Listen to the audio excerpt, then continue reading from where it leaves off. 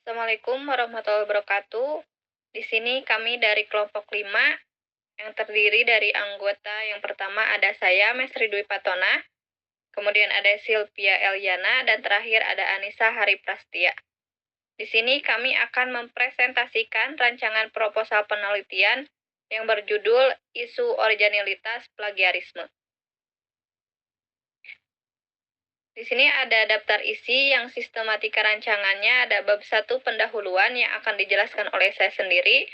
Kemudian ada bab 2 tinjauan pustaka yang akan dijelaskan oleh Anissa Hari Prastia. Dan yang terakhir ada bab 3 metode penelitian, kemudian kesimpulan yang akan dijelaskan oleh Silvia Eliana. Bab 1 pendahuluan. Plagiarisme adalah tindakan mengklaim karya orang lain sebagai milik sendiri tanpa memberikan kredit yang tepat yang dapat merusak integritas ilmiah dalam dunia akademik. Masalah ini mengancam kredibilitas lembaga pendidikan dan perkembangan ilmu pengetahuan, meskipun berbagai alat deteksi seperti Turnitin dan Grammarly telah digunakan untuk mencegahnya. Keberadaan plagiarisme terus menjadi masalah serius di kalangan penulis akademik, mahasiswa, dan peneliti, yang dapat merusak kepercayaan terhadap publikasi ilmiah dan reputasi dunia akademik. Penelitian ini bertujuan untuk mengidentifikasi faktor-faktor penyebab plagiarisme, mengukur kesadaran akademisi tentang pentingnya originalitas dalam penulisan ilmiah, serta mengevaluasi efektivitas alat deteksi plagiarisme yang ada. Menjaga originalitas karya ilmiah tidak hanya penting bagi kualitas intelektual penulis, tetapi juga merupakan bagian dari etika akademik yang harus dijaga. Lalu ada rumusan masalah yang terdiri dari yang pertama ada apa saja faktor penyebab plagiarisme yang sering terjadi di kalangan penulis akademik. Yang kedua, bagaimana efektivitas alat deteksi plagiarisme dalam mengidentifikasi pelanggaran terhadap originalitas karya ilmiah. Dan yang ketiga, apa yang dapat dilakukan untuk meningkatkan kesadaran tentang pentingnya originalitas dalam penulisan ilmiah, khususnya di kalangan mahasiswa dan penulis akademik. Kemudian ada tujuan penelitian. Yang pertama, mengidentifikasi faktor-faktor yang menyebabkan plagiarisme di kalangan penulis akademik. Yang kedua, mengevaluasi efektivitas alat deteksi plagiarisme dalam mengidentifikasi pelanggaran terhadap originalitas karya ilmiah. Dan yang ketiga, memberikan rekomendasi untuk meningkatkan kesadaran tentang pentingnya menjaga originalitas di kalangan penulis akademik. Lalu ada manfaat penelitian. Yang pertama, manfaat teoritis, yaitu memberikan wawasan dan kontribusi terhadap pengembangan teori terkait plagiarisme dan originalitas dalam dunia akademik. Dan yang kedua, manfaat praktis, yaitu membantu institusi pendidikan dan organisasi ilmiah dalam merancang kebijakan yang lebih efektif untuk mengurangi plagiarisme. Untuk bab 2, tinjauan pustaka akan dijelaskan oleh Anissa Hari Prastia. Waktu dan tempat saya persilakan. Ya, terima kasih atas kesempatannya. Di sini saya akan menjelaskan bab 2, tinjauan pustaka. Yang pertama yaitu ada teori tentang plagiarisme.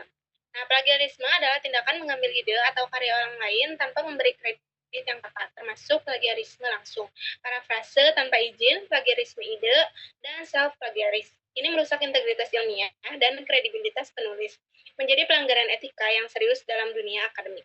Yang kedua ada alat deteksi plagiarisme. Alat deteksi plagiarisme seperti Turnitin, Grammarly, FlexScan, dan Quetex digunakan untuk mencegah dan mendeteksi plagiarisme.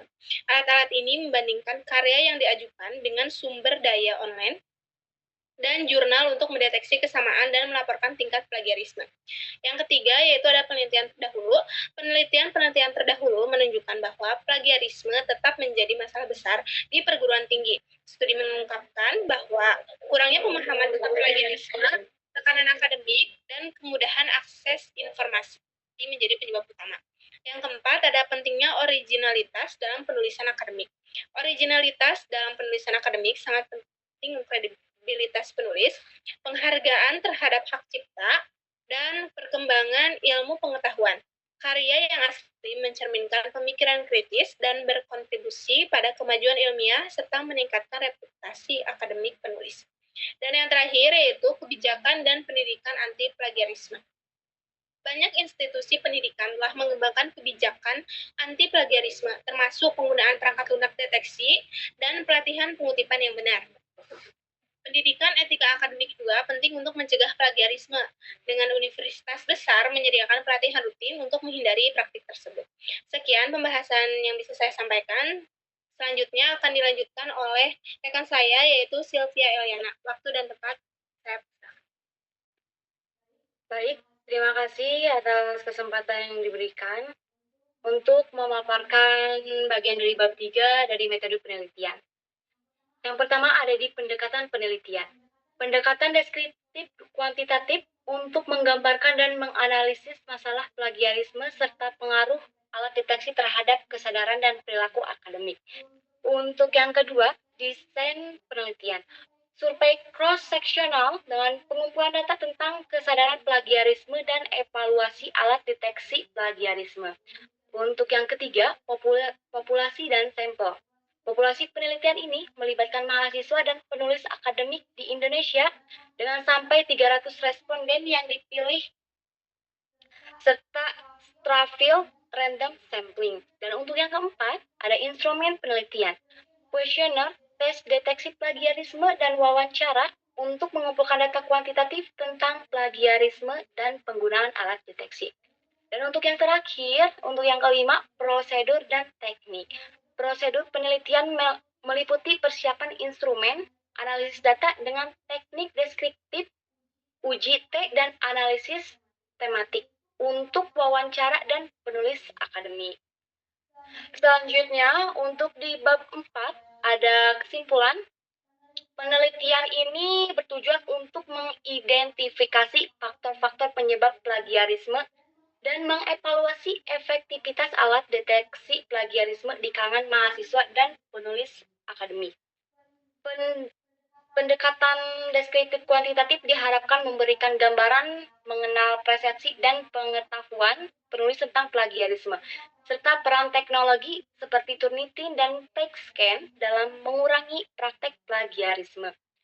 Mungkin untuk kesimpulan sementaranya, yaitu perlunya edukasi yang lebih insentif mengenai etika penulis dan cara mengutip yang benar untuk meningkatkan kesadaran akan pentingnya originalitas dalam karya ilmiah. Dan untuk yang terakhir ada di daftar referensi. Sekian pemaparan presentasi dari kelompok 5. Mohon maaf jika ada kesalahan. Mohon arahannya dan koreksinya. Assalamualaikum warahmatullahi wabarakatuh.